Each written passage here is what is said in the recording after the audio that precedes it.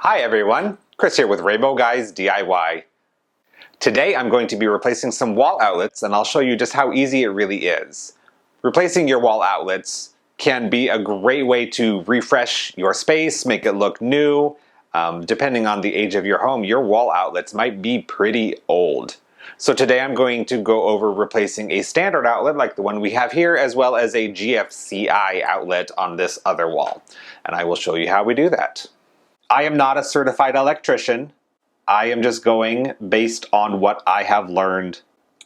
If you do not feel comfortable doing this electrical work yourself, absolutely hire a certified professional to do it for you. Before we get started, I'm going to go over a few tools that you will need to get started on your project. First up, we do have a pair of wire strippers. There are little notches in here to be able to strip the sheathing off the wires. You'll also need a screwdriver. I have both a Phillips and a flathead here, so I will be prepared for whatever I'm going to run into. This is a little tester to make sure that you wire everything correctly. It has a little guide on here. See if I can get that to focus. And depending on which lights light up, it'll tell you if it has been wired correctly, if it's not properly grounded, if your hot and your neutral are reversed or anything like that. You can also use it to test for GFCI by pressing that little button there. Have an electrical tester to test to make sure that the electricity is indeed off before working on our project. I have some electrical tape. I have my new outlet, as well as a faceplate. I went with the outlets that are square. The old style you can see are the two that are more oval. Because we have some GFCI and other styles of outlets in the kitchen, I just wanted everything to look uniform, so we are going with the rectangular ones. This was about $2 at the store, I want to say, and the faceplate was less than 75 cents. The style like this tend to be a little less expensive. You could buy them in multi-packs, so if you're redoing your whole home or at least a room, count them up and you might be able to save some money that way as well. All in all, a fairly inexpensive way to just freshen up your room. All right, let's get started. I'm going to go outside and turn off the electricity. So we have our fuse box. I've started labeling all of mine as I find out what they go to, and we need the kitchen outlets. So we're just gonna flip that off. All right, the electricity is off. I am still going to test it, however, just to confirm. So this particular tester, you just hold this down and then hold it up to the wires.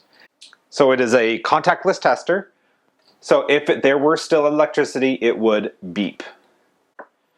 Okay, so electricity is indeed off. I'm going to coerce this out of the hole. And then unscrew the connector mounts from the side. One side will have all of the white or neutral wires. The other side will have the black or live wires. There will also be a ground on there. So we are just going to loosen them all up.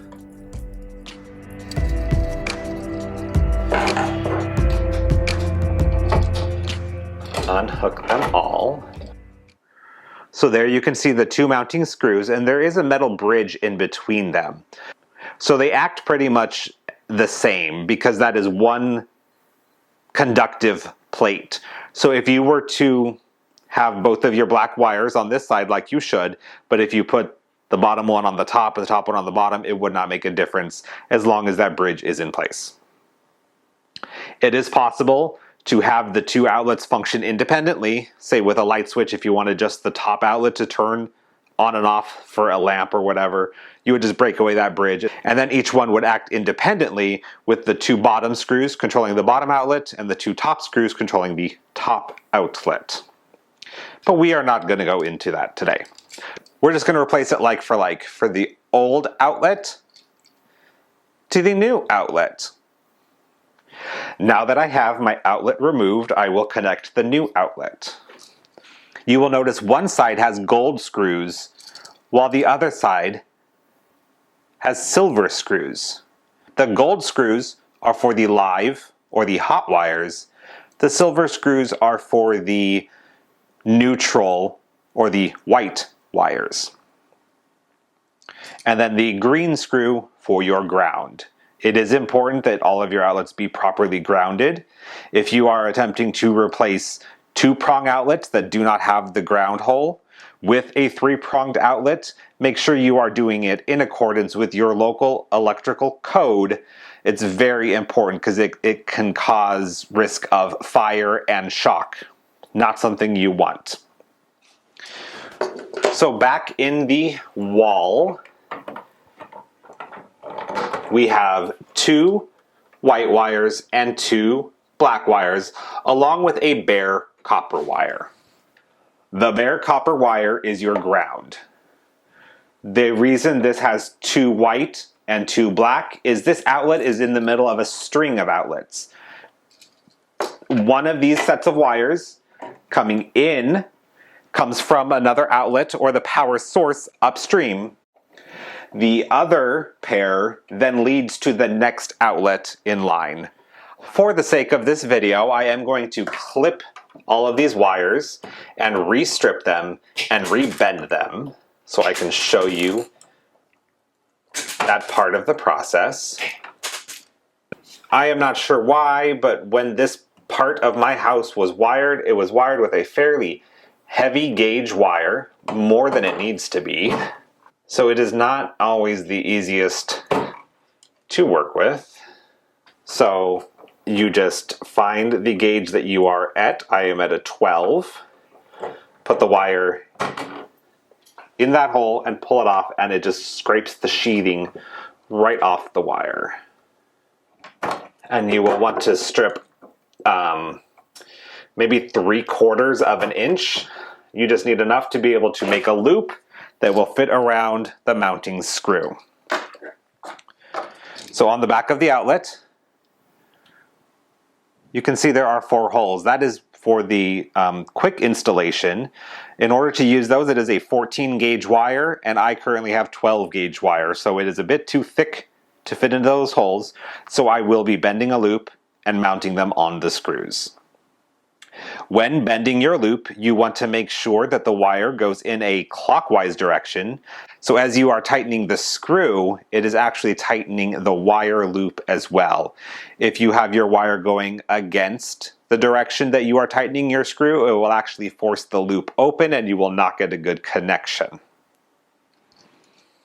Now that I have my wires stripped, I'll show you a trick for getting them bent. Depending on your wire cutters, there are probably a couple holes in them. You can see here. Those are actually to help you make your loop. So I prefer using this hole right here. And just stick the wire in a little bit and twist it around.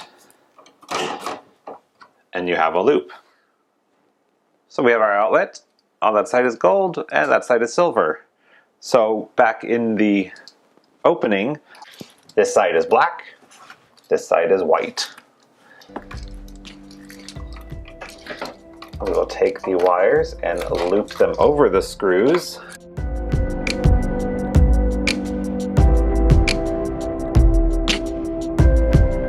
Okay, we've got our live side done. Now for our neutral side, which are the white wires.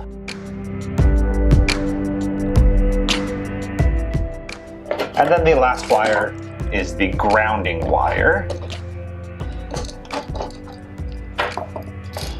So we will put that on the green screw and tighten it down. There we have it. It's all wired up and ready to go. What I'm going to do now, it is an optional step, but it is what I like to do. But just take a length of electrical tape and wrap it once around the outside of the outlet, covering those screws. It will just cover them and protect it to make sure that nothing metallic comes in contact with them. So as you can see inside the junction box itself, there is this little bump right here with the mounting hole on it. There's one at the top and one at the bottom. that is where the screws from the outlet will actually mount it to the wall. So one trick to getting the wires back into place is by bending them down and then up. So let's say this is the wire coming out of the back of the junction box. We'll say the wall is here, outlet's here. Right at the opening of the junction box, bend it down and then up. It gives where you can compress it in a little neater than if you just kind of willy-nilly try to just shove it back in and it just turns into a tangled mess in the wall. So we'll take our wires and get them back into the junction box. See if these screws are barely long enough. Okay, so I am running into a little bit of an issue. The screws that come standard with the outlets are not quite long enough to reach the junction box. Mostly due to the fact that I put tile on top of the drywall that the junction box was flush to. So I do have some slightly longer screws. I'm just going to swap these out. When you pull the screw off, you may notice that there's a little square washer on the back. That is just to hold the screw in place during shipping and manufacturing. It's not anything that's necessary, but if you want to put it back on the screw you're going to be using, that's totally fine, but it is not needed. This is the screw that came with it installed, and this is just a replacement screw I have. So it's a little bit longer and it will catch into the box better. So I'll get one started and then start the other just so I can have some room to see the hole.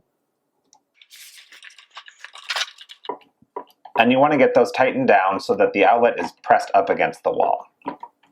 You don't want to tighten it so much though that it starts to bend this little metal piece, pulling it into the wall. It should just rest right up against it.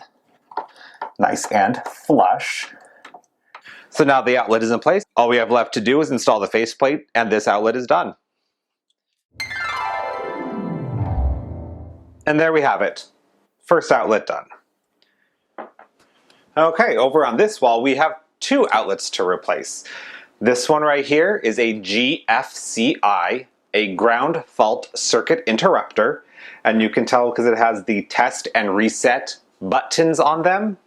And that is, if anything were to short out while plugged into this outlet, it would automatically kill the power, reducing the risk of electric shock, fire, all that kind of stuff. And then just a regular standard outlet next to it. So I'm going to go ahead and remove these first.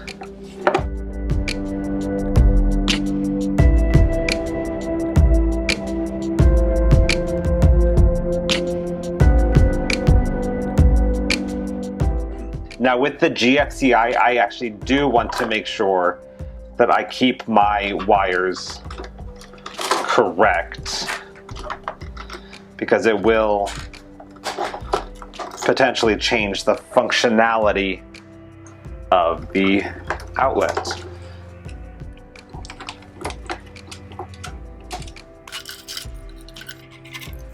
Alright, old outlet removed, and I have my new outlet ready to go. We did choose a style where the test and reset buttons are white, just for aesthetic reasons, but they do the same thing as the ones that are black and red.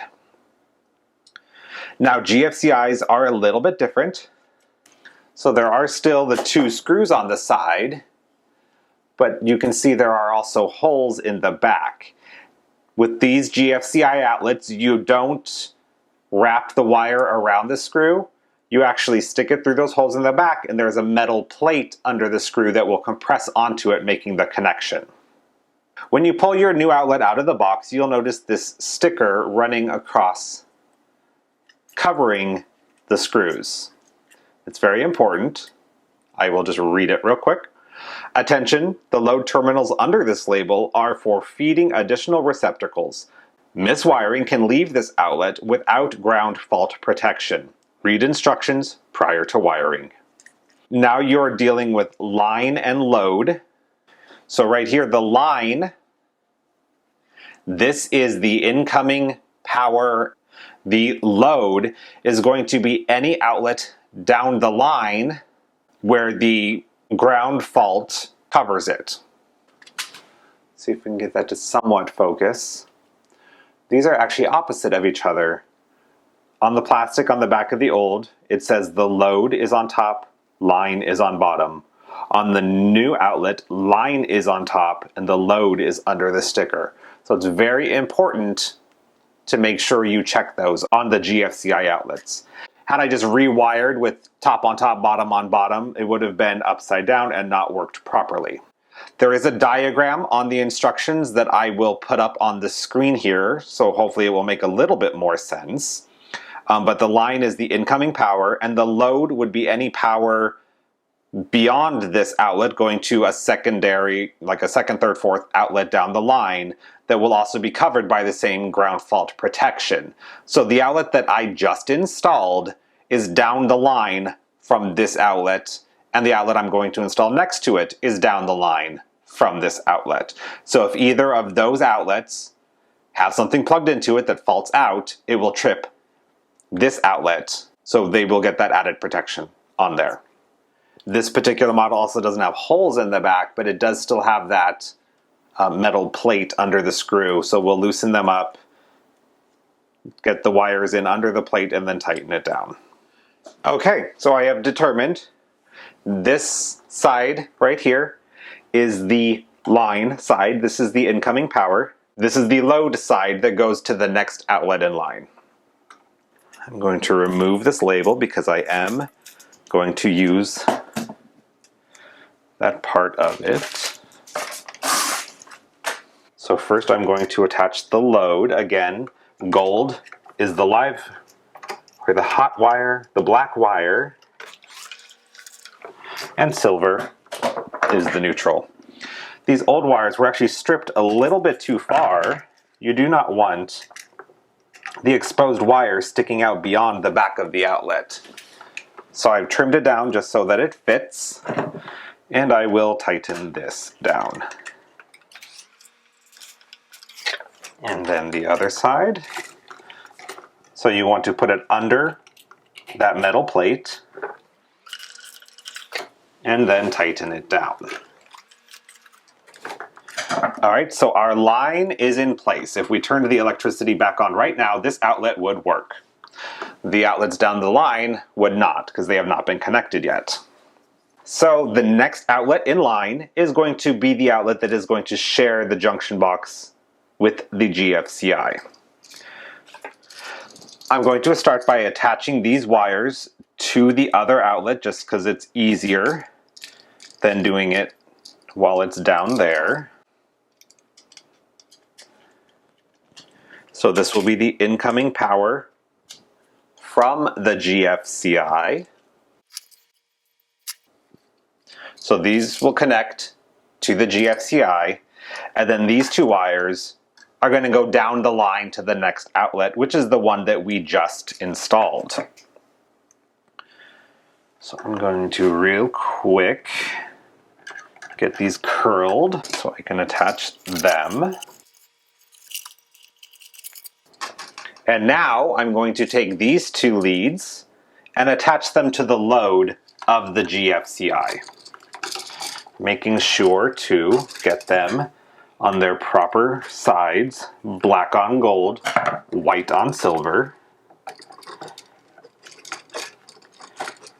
Get them pushed in all the way and tightened down.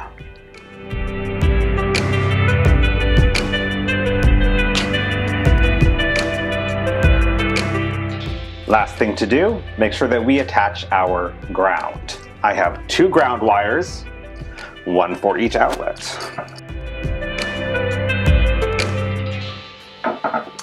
And they are now connected. All right, before we push them back in, we are going to cover them with electrical tape as well.